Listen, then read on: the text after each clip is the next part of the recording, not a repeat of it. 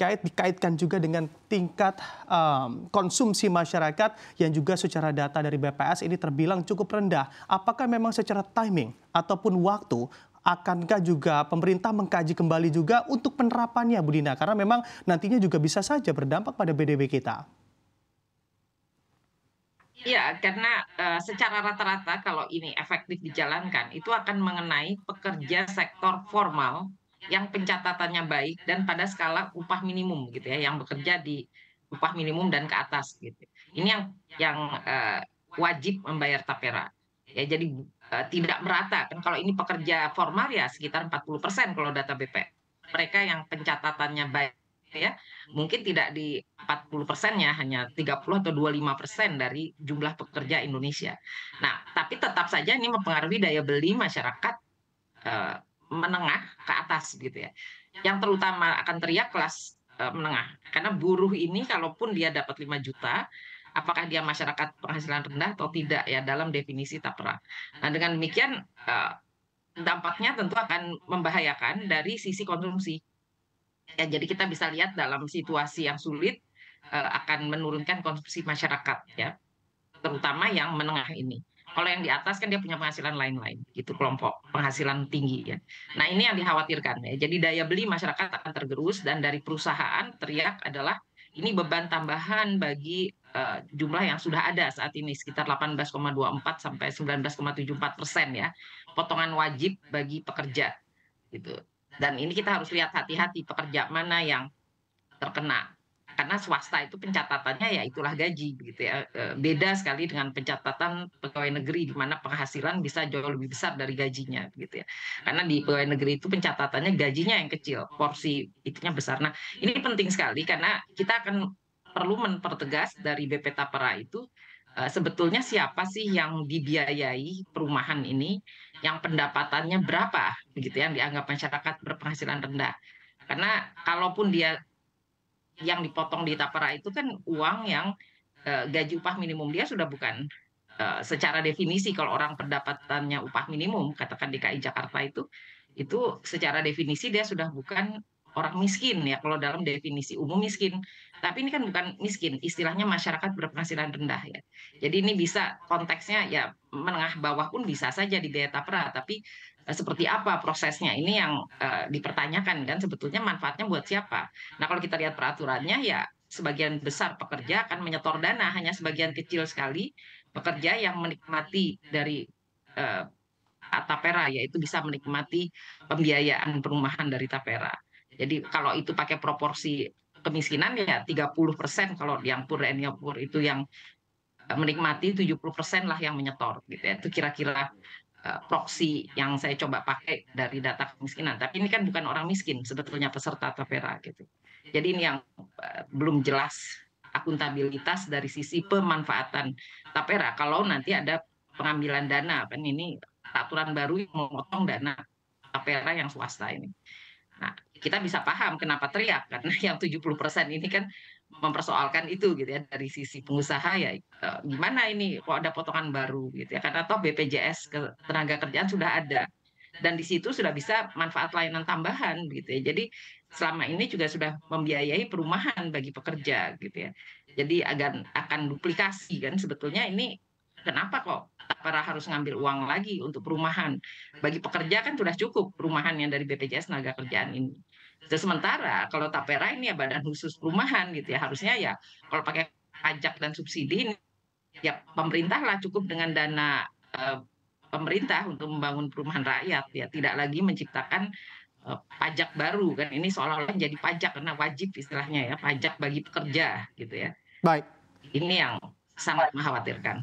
Oke, baik. Tadi Anda katakan bisa saja membebani pengusaha begitu ya, karena di sini atau dalam konteks ini pengusaha dibebankan 0,5% dari setiap pegawainya untuk Betul. iuran tapera, Bu Nina. Lalu bagaimana andai masyarakat kelas menengah terbebani, para pelaku usaha juga terbebani, PDB kita prospeknya ke depan akan seperti apa akan hal ini, Bu Nina?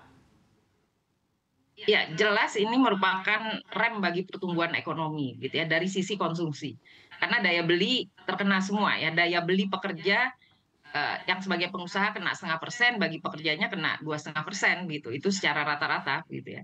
Jadi, terkena dari sisi khususnya yang swasta, karena kalau yang negeri kan sebelumnya sudah ada gitu ya, atau BUMN. Nah, ini yang khawatirnya kita ya, kan sekarang pun pertumbuhan ekonomi kita kan tidak baik-baik saja gitu ya. Artinya harapannya tinggi tapi dapatnya kan 10 dari 2014 sampai 2024 itu mimpinya kan 7% gitu, tapi dapatnya 5% gitu ya. Jadi sebetulnya mimpi kita nggak tercapai selama 2014 sampai 2024. Nah, sekarang kita mau mimpi lagi nih 2024 ke depan. Bermimpi nanti siapa tahu bisa 7 atau bahkan 8% gitu ya. Gimana mimpi ini bisa tercapai? Karena jelas tekanan dari potongan-potongan semacam ini membebani ya. Yang harusnya dibangun kan adalah sektor realnya berkembang dulu gitu ya. Secara merata, bukan hanya sekelompok atau sektor by sektor. Nah, kalau ini kan kelompok perumahan rakyat nih yang ceritanya didukung gitu. Tapi ini pun hanya perumahan rakyat yang masyarakat penghasilan rendah ya. Jadi maksudnya bukan seluruh real estate kan. Ini harus hati-hati dilihat apakah lalu real estate menikmati pertumbuhan di sektor itu akan naik ya dengan adanya tapera. Jadi pertumbuhan sektor properti naik gitu ya. Yang untuk masyarakat penghasilan rendah. Tapi kan yang lain-lain bisa tergerus ya. Jadi ini yang dikhawatirkan. Tren kita akan melambat, terhambat ya. Jadi artinya tertekan ya dengan adanya potongan pajak baru gitu ya. Ini kan seolah-olah pajak ya sifatnya. Bukan pajak, istilahnya memang tabungan gitu ya, seolah-olah dana yang ditabung. Tapi itu kan bagi masyarakat memotong disposable income mereka ya, memotong, uang yang dibawa ke rumah. Itulah bahasa ekonomi tentang istilah, perannya pemerintah kan. Dia bisa saja sifatnya pajak yang resmi, pajak bisa juga yang potongan dana-dana seperti ini. Nah, selama ini sudah ada dana yang memotong ya, yang diteriakkan oleh, bagian swasta itu kan sudah ada dana perlindungan sosial yang memang bisa dinikmati langsung oleh pesertanya. Kalau ini kan dana yang kita setor tapi tidak dinikmati, nanti baru dinikmati seolah-olah berupa tabungan kalau kita pensiun. Ya jadi ini, akan cukup membebani di Baik, situ gitu ya, oke. tren pertumbuhan kita. Oke, baik. Bu Nina, apakah dalam pernyataan Anda itu juga dapat mengartikan di sini bahwa visi Indonesia Emas 2045 sebetulnya hanya mimpi karena memang secara kebijakan banyak yang negasi di sana, Bu Nina?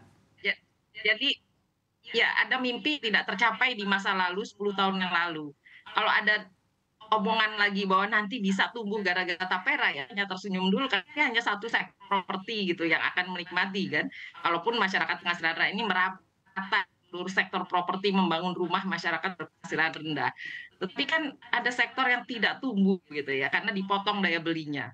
Ya jadi ini ada yang menarik ya dari kita ini diterjemahkan pemerintah kok beban gitu ya, jadi beban masyarakat kan. Pemerintah menyebutnya manis, dana tabungan perumahan rakyat. Tetapi dari sisi rakyat yang dipotongnya itu bagi mereka daya beli dibawa uang ke rumah itu turun. Kerja turun 2,5%, pengusaha ya harus motong 2,5%. Kan itu sifatnya memotong daya beli ya. Jadi disposable income, income setelah dipotong pajak dan lain-lainnya ini yang dibawa ke rumah itu istilah kita disposable income itu turun gitu ya. Jadi kita harus lihat data makronya nanti kan bagaimana pertumbuhan kita, ada beban tambahan seperti ini gitu ya. Karena biasanya kalau mau tumbuh secara pesat justru yang diusahakan itu adalah, pajak atau potongan-potongan itu dikurangi, tapi digalakkan peraturan supaya orang tumbuh dengan pesat gitu ya, bukan dihambat gitu. Nah ini yang kekhawatiran, kita harus hati-hati melihat apakah dengan ada potongan ini plus minusnya ini tertutupi gitu ya. Sektor realnya tumbuhnya jauh lebih pesat. Misalnya perumahan itu jadi sangat pesat karena semua, perumahan membangun rumah bagi masyarakat penghasilan rendah gitu ya. Jadi artinya 30% tadi pembangunan tuh 30% pekerja itu pesat sekali gitu. Nah ini yang harus kita lihat karena mimpinya di situ ya. Tapi kalau kita lihat tren makro ya kita sadar 10 tahun yang lalu mimpi kita nggak tercapai gitu ya. Hari ini kita bermimpi lagi mudah-mudahan 7 sampai 8% lah. Nah kita cuma ingatkan potongan ini secara teoritis menekan daya beli masyarakat secara merata bagi pekerja sektor formal yang tercatat dengan baik. Ini harus dicatat juga ya kan. Tidak semua pekerja sektor formal kan karena kalau baca eh, kita lihat data BPS 40% itu kan sektor formalnya buruh, karyawan pendapatan tetap dengan pengusaha yang punya pekerja tetap ya. Jadi yang buruh karyawan pendapatan tetap ini tidak semuanya ada di pabrik yang tertata dengan rapi pencatatannya ya. Karena pekerja warteg pun masuk di situ Baik, kira-kira kalau dia penghasilannya tetap ya dan itu tidak tercatat gitu ya. Jadi oke.